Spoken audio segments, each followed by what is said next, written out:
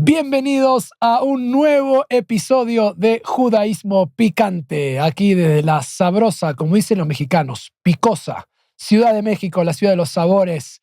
Respondemos las preguntas más difíciles, aquellas que no te dejan dormir, aquellas que siempre le quisiste preguntar a tu rabino. Aquí está tu rabino amigo para responder todas tus preguntas, para que no te quedes con esas dudas. Siempre vas a tener dudas, porque la vida nunca uno resuelve todo, pero cuanto más pueda resolver y saber, mejor, para vivir más tranquilo, para vivir más feliz. Así que no olvides suscribirte para poder recibir todas las notificaciones, para no perderte ningún episodio y estar al día con cada una de estas preguntas. Sin más, bienvenidos a un nuevo episodio de Judaísmo Picante.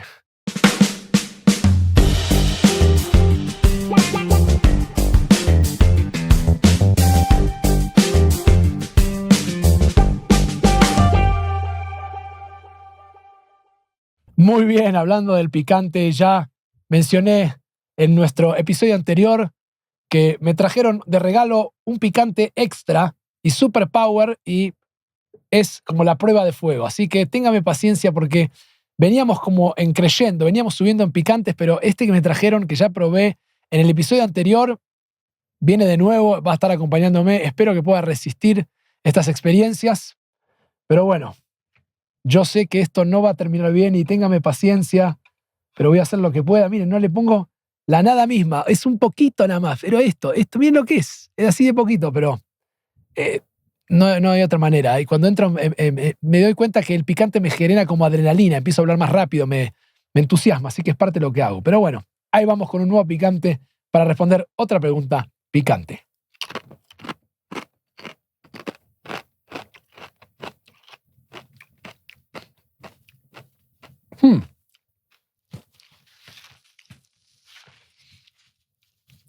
Es genial, porque uno como que siente que no pasa nada.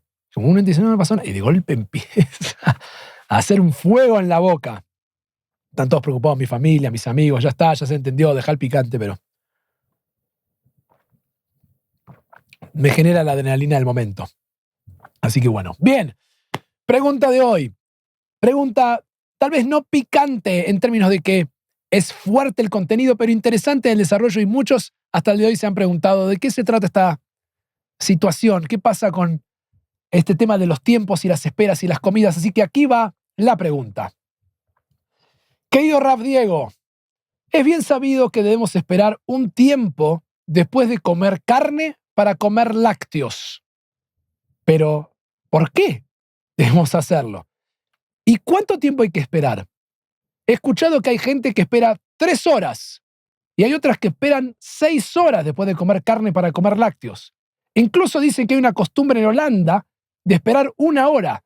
¿Por qué hay tantas dudas con esto? ¿Es 1 hora, 6 horas, 3 horas?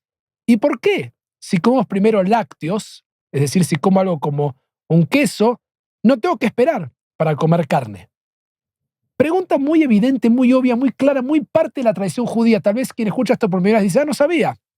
Pero el judío tradicional, quien ha crecido en un hogar judío, sabe bien claro que esto es parte de la práctica de lo que se llama kashrut. Ya hemos dedicado un episodio a los quesos, vamos a hacer más episodios sobre las comidas, que siempre hay dudas sobre esto. Pero esta es una pregunta típica, muy estándar. Sin embargo, todos saben de este tema o creen saber o opinan de esto y lo tienen súper evidenciado. Pero en el fondo, la pregunta deja en claro que tampoco está tan claro como uno piensa. Es decir, ¿por qué hay que esperar? ¿Dónde se determina que tenemos que esperar? ¿Cuál es la razón? ¿Y por qué hay tantas dudas y tantos tiempos distintos? ¿Y por qué existen estas variaciones? Eso es lo que vamos a responder hoy en este espacio. Así que vamos primero por algún lado. Seguimos, como siempre, nuestro triángulo invertido. Este es el copyright que ya lo he registrado básicamente, que es la manera que uso para ayudarlos a ver cómo es la evolución de los textos y la tradición.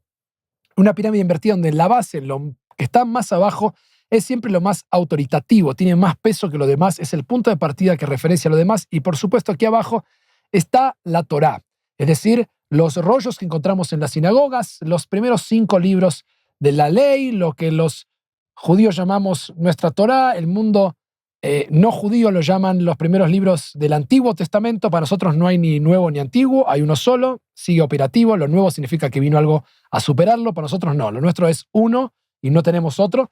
Ahí abajo está la Torá, el Pentateuco, el Humash, y empezamos por ahí. Esa es la parte más baja.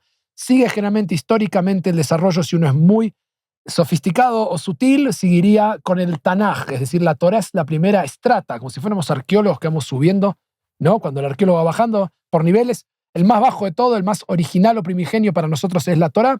Lo que sigue es la Biblia en su totalidad, los demás textos de la Biblia. Lo que sigue ya es la Mishnah, que es la primera compilación de la tradición oral de los rabinos. Lo que sigue a eso es el Talmud, que son los comentarios a la Mishnah. Recordemos que vimos en episodios anteriores, incluso en el anterior hablamos de la Mishnah y una obra paralela, que es la Tosefta, también entraría en esa categoría. Y cuando entramos en el Talmud también tenemos un Talmud que se escribe en Babilonia, otro en Israel, que se llama Talmud Yerushalmi y el Babli, pero sería la siguiente estrata con esos dos Talmudim. De ahí en adelante empiezan ya el género de lo que sería Sheilot Utshuvot, preguntas y respuestas, que son preguntas que se envían a los rabinos y los rabinos van respondiendo, y de ahí vamos creciendo en este triángulo que se va expandiendo y sigue y sigue y sigue hasta la eternidad, digamos, porque los judíos agregamos nuevos comentarios y nuevos textos y todo se va evolucionando, pero siempre respetando encontrar nuestras respuestas dentro de los textos anteriores. Es un poco cómo funciona el sistema lágico, por eso es sistémico y cómo uno lo va pensando y cómo van decidiendo. Tiene que encontrar parámetros o antecedentes anteriores para la toma de decisiones, para poder explicar. Todo esto porque muchas veces me preguntan algo que es evidente y yo hablo de textos y dicen, pero no entiendo cómo se formulan. Espero hacer esto más claro y si no haremos un picante especial para entender cómo se ha desarrollado la halajá en su totalidad. Pero siguiendo esta secuencia de textos con esta breve introducción sobre el desarrollo, vamos por el principio del principio. En la Torá, en los rollos de la Torá, encontramos un pasuk, un versículo que menciona una frase famosa que dice: no cocinarás el cabrito en la leche de su madre. Esta frase aparece así en la Torá y aparece 3 veces, 2 veces en el libro de Shemot, el libro del Éxodo, y una vez en el final de la Torá, en Sefer Devarim, sobre el final. Este precepto, esta idea, esta indicación que viene en nombre de Dios, de no cocinarás al cabrito en la leche de su madre, es la base de las leyes de separación entre la carne y la leche en el sistema halágico, en la práctica judía. Si bien el judaísmo rabínico toma esta frase y la expande con una cosa mucho más amplia, hay diferentes interpretaciones sobre lo que realmente a lo mejor quería decir esto. Incluso grandes de nuestros sabios hablan sobre que esto en realidad era una idea que lidiaba con no matar a una madre y su cría de una sola vez, o sea, que lidiaba con la compasión hacia las criaturas, hacia los animales. Por eso el de cocinar al cabrito en la leche de su madre es como haber matado a los dos porque lo estás cocinando. Entonces tenían valores éticos o morales.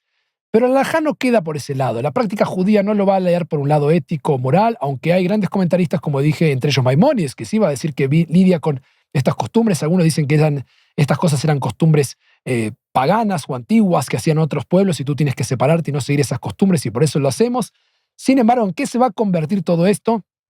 Voy a ir de un salto grande para que uno entienda eso y no quiero confundirlos al ir hablando esto. En el Talmud pega un salto. Está establecido en el Tratado de Julín 115b y 116a. Queda más o menos estructurado qué significan, cómo lo interpretan los rabinos. Si aparecen 3 veces, significa 3 cosas distintas. Y dicen que significa, la primera vez que aparece, hace una indicación o un indicio de que no se puede cocinar carne con leche juntas. Esto es una prohibición tradicional. La segunda vez que aparece es para recordarte que no se puede comer carne con leche juntas. No solo cocinar, sino que puedo comerlos. Y la tercera es que uno no puede beneficiarse de una mezcla. Básicamente, yo no podría vender cheeseburgers. Estoy prohibido, no puedo vender hamburguesa con queso. No puedo beneficiarme de eso y no puedo obtener algún valor, no puedo vender, utilizar. Y el Talmud también extiende esta prohibición finalmente, más allá del cabrito, del animalito puntual que se menciona, y la leche de su madre, y incluye todas las carnes de los animales que son kasher y cualquier tipo de lácteo de leche, aunque excluye, y lo veremos ahora, el pescado y algo que vamos a ver que es fascinante, los insectos. Se volvió loco el rabino. ¿Está hablando de insectos para comer? No, la Torá tiene un insecto y vamos a verlo, que la Torá menciona, hay insectos, hay una categoría de insecto que es kasher y que está escrita en la Torá, pero vamos a ver, y ya quiero dejar en claro esto. Cuando explique esto, el entremedio no quiero que se queden perdidos en que se corte una secuencia o entendí que ahora puedo comer insectos, no. Escuchen la totalidad, solo que vamos a ir explorando distintas cositas en el medio. Y yo mientras voy hablando y voy hablando de comida, me como, no quiero meterme con el picante porque vamos a terminar mal. Entonces,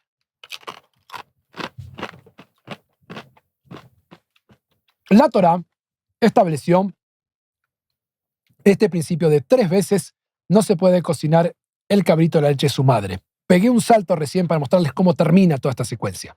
Pero vamos ahora a nivel histórico. Eso está en la Torá. Cuando llegamos a la siguiente estrata, que es la Mishnah, la primera aparición, como dije, de la obra, digamos, de la tradición oral rabínica judía, encontramos en el Tratado de Julín, que lidia con todos los temas de los animales que son aptos para comer o no.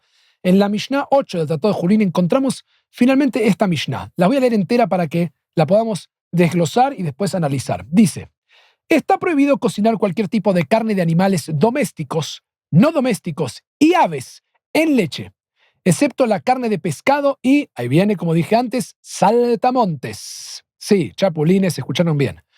Cuyo estatus halágico no se considera como carne.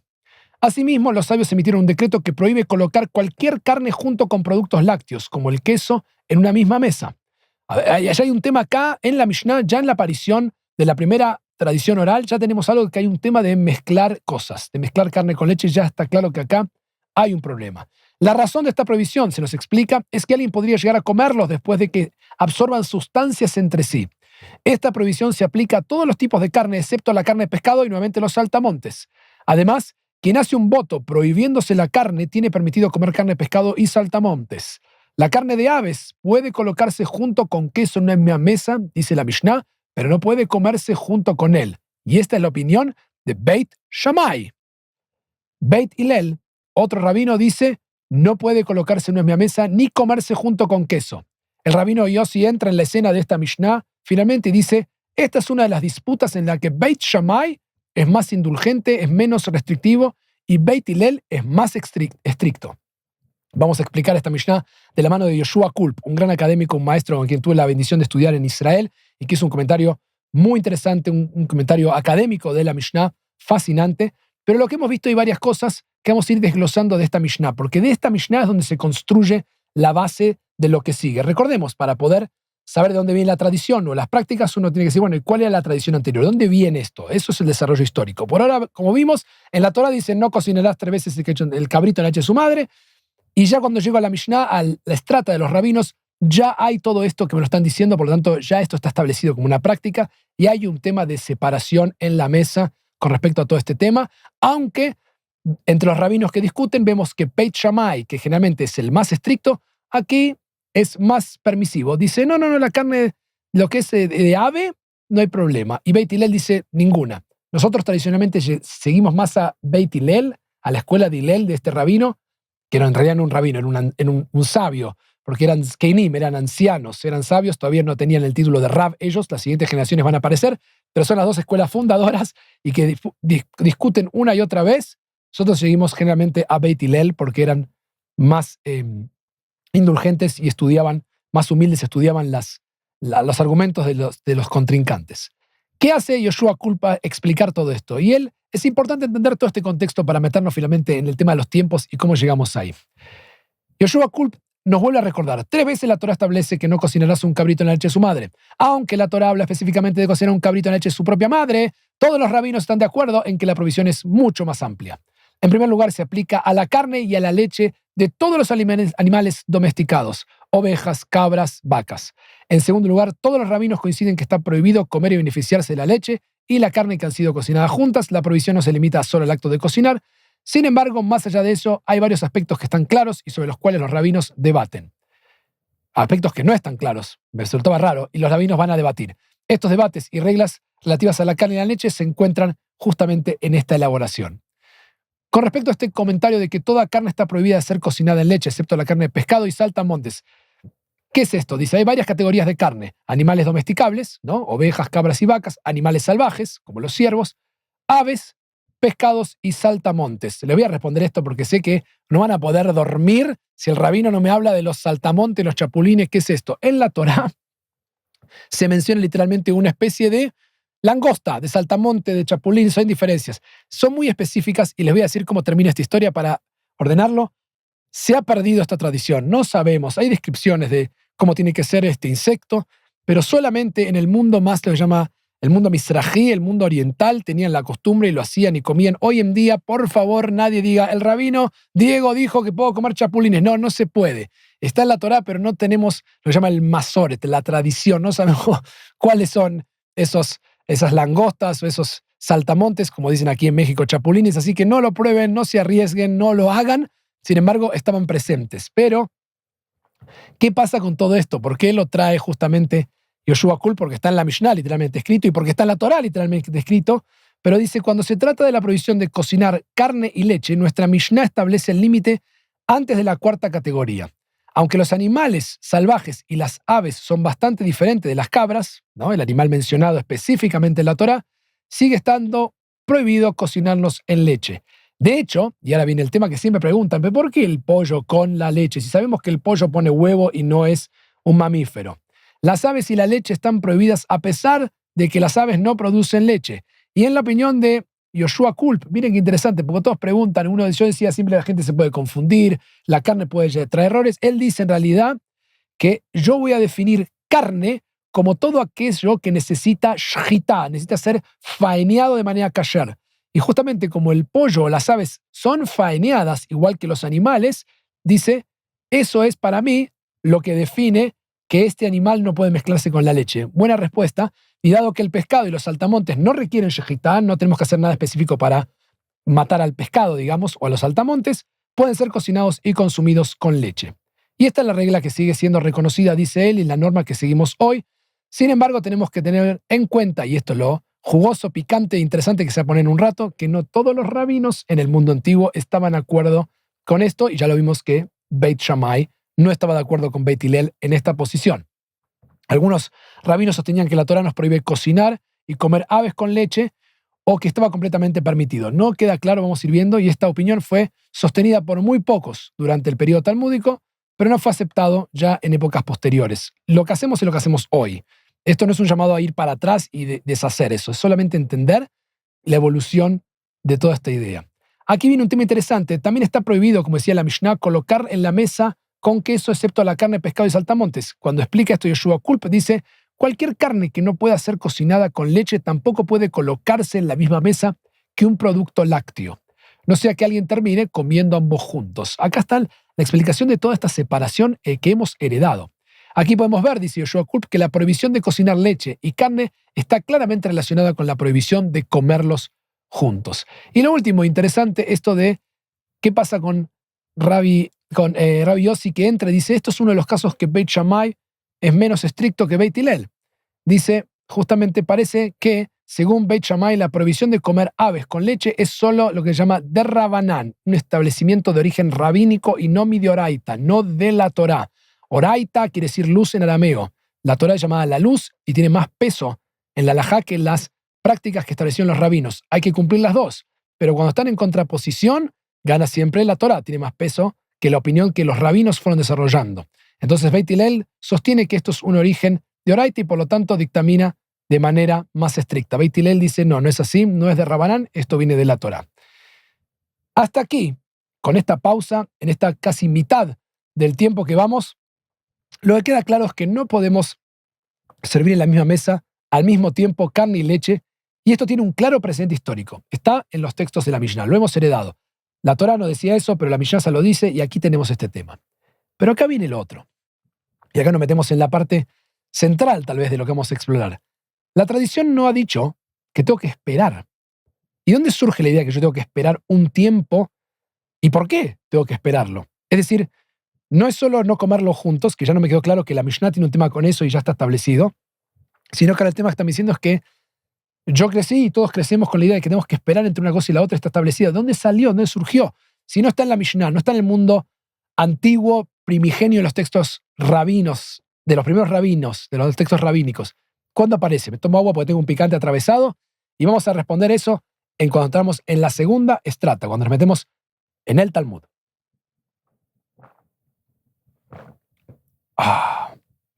Bien. El picante es como que hace un efecto posterior. Uno come y dice, no me pasó nada, y al rato me dice que... Así que está. Bien, cuando llegamos al Talmud, subimos una estrata en todo esto, subimos un nivel.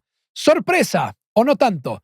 No todos los rabinos del Talmud, como siempre nos ha pasado, están de acuerdo en todo. Y esto es que lo hace diferente y único a este texto tan pluralista y tan entretenido y tan divertido para mí. Pero vamos a ver que en el Talmud no hay claridad de cuánto tiempo hay que esperar y les tengo una peor. Ni siquiera sabemos si hay que esperar. Julín, el mismo tratado del Talmud, ya con los comentarios de la Gemara de los rabinos, una estrata posterior, 105a, cito, Rav Asi le plantea una pregunta a Rabbi Yohanan y le dice a Rabbi Yohanan, ¿cuánto tiempo debe esperar una persona entre comer carne y queso? Por lo tanto, se supone que había una tradición que había que esperar. Le está preguntando. ¿Qué le responde Rabbi Yohanan? Ningún tiempo en absoluto. Nada. Y me dice, ¿what? Es así que no la conoce nadie. Rabbi Yohanan, un rabino del Talmud, decía, no hace falta esperar nada. Se pregunta a continuación la Gemara, ¿esto es cierto? ¿No dijo Rav Hista, traen otro comentario, así está escrito el Talmud, otro rabino, que si uno comió carne tiene prohibido comer queso de inmediato, pero si comió queso le está permitido comer carne sin demora? Le preguntan a Rabbi Yohanan. Básicamente, la pregunta a Rabbi Yohanan es lo siguiente, ¿cuánto tiempo debe esperar entonces una persona entre comer queso y carne? Y esta pregunta, surprise, surprise, Rabbi Yohanan dice, ningún tiempo en absoluto. O sea que Rabbi Yohanan, en el Talmud, de manera asombrosa, y creo que nadie se la espera a este y nadie la sabe, comía una comida después de la otra. Decía, yo comí carne, terminé, me voy y me como otra cosa. No es la misma comida. Ahora, al Talmud, le quiero decir algo, no sigan esta línea. Al Talmud no le gusta esta idea. No es como queda, y una vez más, quiero dejar en claro, esta no es la posición final que queda establecida. Pero lo que me resulta fascinante es ver el pluralismo halágico. En ese contexto histórico, Rabbi Yohanan no esperaba. Y en ese contexto él decía, yo como una cosa y como la otra, no tengo por qué, no estoy comiendo en la misma mesa, me voy a otro lado y como, ¿qué problema hay? Si yo no estoy haciendo nada que diga en algún lado que hay que esperar. Entonces, lo que es impresionante es esta situación de que al menos sabemos que en el tiempo talmúdico un rabino no esperaba justamente para comer. Y lo que es interesante es que la tradición judía se construye sobre estas enseñanzas. Es decir, cuando se establece la halajá, para establecer la tradición hay que establecerla sobre las enseñanzas que uno recibe de antes. Y si uno va al Talmud y decía, bueno, yo sigo la línea de Rabbi Yohanan, no es la que queda, pero es interesante que ahí uno podría decir, bueno, ¿por qué no tomó la de Rabbi Yohanan? Pero sí sabemos que Rabbi Yohanan, al menos en ese momento, como el pluralismo que tenemos hoy con tantos judíos y tantas maneras de ver y todos que dicen hay tantas formas de ser judío como judío hay un tema muy aquí pluralista. O sea, él seguía su línea. Ahora, sigamos con lo que dice la Gemara, el comentario justamente del Talmud. Dice, después de citar de manera tangencial esta declaración de Rav Hista, la Gemara discute, va a meterse en el tema de Rav Hista. Dice, ahora que lo cité, digo, Rav Hista dice, si alguien comió carne, tiene prohibido comer queso. Si comió queso, se le permite comer carne. Este es el comentario de Rav Hista y es el que le trae a Rabbi Yohanan. Así que el problema que tenemos nosotros es que todos asumen aquí, nosotros como lectores, es que hay que esperar algo de tiempo, pero nadie sabe cuánto hay que esperar y, digamos, ¿cómo hacemos? Recuerden que estas son tradiciones heredadas, van pasando de una generación a la otra y nadie alguno esperaba, no se saben cuándo empezó. Una vez que nos llegan escritos, empiezan a preguntar por qué hay que esperar. Y así, en la misma página, si seguimos leyendo en esta misma página del Talmud, tenemos una historia increíble que sigue esta misma discusión talmúdica. Aparece un sabio que se llama Mar Ukba, y él dice, en este asunto yo soy como el vinagre, hijo de vino en comparación con mi padre. Es decir, mi práctica es inferior a la de mi padre. Es decir, si mi papá es vino, yo soy vinagre en esto. Eso es un ejemplo que da. Y dice, pues mi padre, si comía carne en este momento, no comía queso hasta mañana a la misma hora. Pero en cuanto a mí, solo durante una comida en la que comí carne no como queso. En una comida diferente, en el mismo día, sí como queso. O sea, el padre de Mar Ukba esperaba 24 horas. Decía, si hoy comí carne, mañana puedo comer algo de lácteo, algo que tenga leche. Y Mar Ukba dice, yo no puedo llevar ese nivel de rigorosidad, no soy tan disciplinado como mi padre, no puedo hacer eso. Yo como carne y leche juntos, pero una comida diferente, en otras comidas. Y si bien esto, que Mar Ukba dice, no es la práctica que seguimos todos de alguna manera, lo que no se termina de definir una otra vez es qué significa una comida diferente. Lo que agrega ahora es una complicación. ¿Se refiere entre el almuerzo y la cena? ¿Se refiere en que comí algo? Me acabo de comer unos totopos, no sé si como con queso, y me voy a otro lado para allá. ¿Puedo ahora comer carne? No. ¿Qué es entre una comida y la otra? No se define el tema del tiempo. No se vuelvan locos, los números aparecen ahora. Me muevo una estrata para arriba y entro en el mundo medieval, siglos XII y XIII, y tenemos dos miradas distintas entre el mundo sefaradí y el mundo ashkenazí fascinantes. ¿Dónde aparece finalmente el número mágico? ¿Dónde lo sacamos? ¿Quién es? Maimónides. Mishneh Torah, Alimentos Prohibidos 9:28, Maimónides dice, cuando una persona come carne, ya sea de animal o de ave, no debe consumir leche después a menos que espere el tiempo equivalente a otra comida, y dice aproximadamente 6 horas. Bien, lo encontramos. Maimónides es el que mete las 6 horas. Antes no sabíamos dónde. Maimónides es el que dice 6 horas, Y dice, esta estricta medida es necesaria porque la carne puede quedarse atrapada entre los dientes y no se elimina con la limpieza. No tenían cepillo de dientes, entonces ahí queda estructurado. Las 6 horas, ¿dónde vienen? Vienen de Maimónides y todo el resto lo va a tomar de ahí. Sin embargo, algo interesante es que esta opción no es la única posible. Van a haber poskim, legisladores de ley, que dicen que Mar Ukba nunca determinó tiempo, sino acción entre comida y otra, en una comida diferente. Y por lo tanto podríamos entender que él termina de comer carne y ahora se sirve una comida diferente que incluye lácteos. Y así es como Tosafot, que son los comentaristas Ashkenazim medievales, comentan en el Talmud, y así nos llega. Tosafot dice, cuando comenta, no se refiere únicamente a las comidas habituales, una por la mañana y otra por la noche, sino que incluso de inmediato, si se despoja la mesa y se recita la bendición final, Birkat Hamazon, que recibió la comida, está permitido, ya que los rabinos no hicieron estas distinciones. Es decir, Maimónides agregó algo que no estaba en el Talmud. Uno lo puede seguir, pero dicen, ojo, dijo entre una comida y la otra, terminé de comer, recito la bendición del agradecimiento de la comida, saco todo y ahora como lácteo. Directo, no espero nada. No digo que hay que hacer esto es lo que podemos ver. Esta es la complejidad. Rabbeinu Tam, que también es un medieval ashkenazí, interpreta de la misma manera, dice, comer carne prohíbe comer queso después, a menos que haya lavado las manos y limpieza bucal. Sin embargo, con lavado de manos y limpieza bucal está permitido directo. Rabbeinu Tam, directo comía. Si alguien comió queso, se permite comer carne después, incluso sin lavado de manos y sin limpieza bucal. No hacía ningún tipo de espera. Rabbeinu Tam, el mundo ashkenazí sefaradí, hace 1000 años, hacían cosas diferentes. ¿Cómo queda legislado? ¿Cuándo queda establecido esto? Cuando entramos en el siglo XVI y pasamos a nuestro famoso libro, el Shulchan Aruch, el libro del compendio de leyes del mundo sefaradí ashkenazí, donde se convierte para muchos como el referente, lo digo en cada episodio, no es la última voz halágica. Es muy importante, es un texto fascinante, pero no es la última decisión de la historia del judaísmo. Han pasado mucho tiempo y han habido nuevos poskim y nuevos casos y nueva gente. Hay que seguir renovando y estudiando y repensando la halajá. El Shulchan Aruch no es la posición final del judaísmo. Es una fuente muy importante, pero no es la única. Sin embargo, habiendo dicho todo esto, al ser tan clásica y tan importante y tan estructural, llegamos finalmente que en el Shulchan Aruch, en Yoreh Deah 89.1, encontramos que dice lo siguiente, Yosef Karo siguiendo a Maimónides, básicamente lo cita igual, no sé si leerlo porque es muy más de lo mismo. Literalmente, después de comer carne, incluso un animal salvaje no se debe comer queso, sigue lo mismo que dije Maimónides. Es un sefaradí, cita a sus maestros. Lo que es interesante es la glosa, el comentario de Isserles, el rabino ashkenazí, y tiene lógica porque entendemos dónde vienen, de maestros anteriores del siglo XII y XIII, cuando llega al siglo XVI, cuando le comenta, escribe la glosa Isserles muy interesante. Después de limpiar los dientes se debe enjuagar la boca antes de comer queso, dice Isserles. Algunos opinan que el intervalo de 6 horas no es necesario, le pone, y que se puede comer queso después de retirar los platos, recitar la bendición final de la comida, Birkat Hamazon, limpiar y lavar la boca. En nuestras regiones, dice Isserles, es costumbre esperar 1 hora después de la comida con carne antes de comer queso. Pero la bendición mencionada debe recitarse, ya que solo entonces se consideran las dos comidas distintas, de lo contrario no son. O sea que Isserles esperaba 1 hora, se lava la boca, decía Birkat Hamazon, 1 hora después ya comía, se tomaba un helado, comía lo lácteo. Él dice de todas maneras que algunas personas observan rigurosamente el intervalo de 6 horas y él dice, es aconsejable esta práctica. Interesante, no dice, esta es nuestra práctica, nuestra costumbre es otra. O sea que Isserles no hacía lo mismo que muchos de los que pensamos hoy. Con el paso del tiempo surge un nuevo horario que realmente no tiene base halágica y que todos lo conocen y es el que me preguntaban antes y que muchos siguen cuando aún no se ha rastreado ningún posek halajá importante, ningún legislador que lo trajo. Y este es las 3 horas. Si uno preguntaría, la oficial que nos quedaría establecida son las 6 horas o 1 hora. 1 hora la tomó mucho la parte de Holanda y por eso muchos escuchan ese minag de los holandeses, el minag ese que quedó ahí en los Países Bajos. Tomaron esto, pero Isserles lo tenía también. Ellos esperan 1 hora. Generalmente lo que está establecido son las 6 horas. ¿De dónde surgieron las 3 horas? Nadie lo sabe. Rabinos como Ethan Tucker piensan, suponen que es una concesión que el mismo folk, el mismo pueblo, sin preguntar a los rabinos, terminó sacando en un punto medio. 6 horas era mucho, un poquito menos, 3 horas.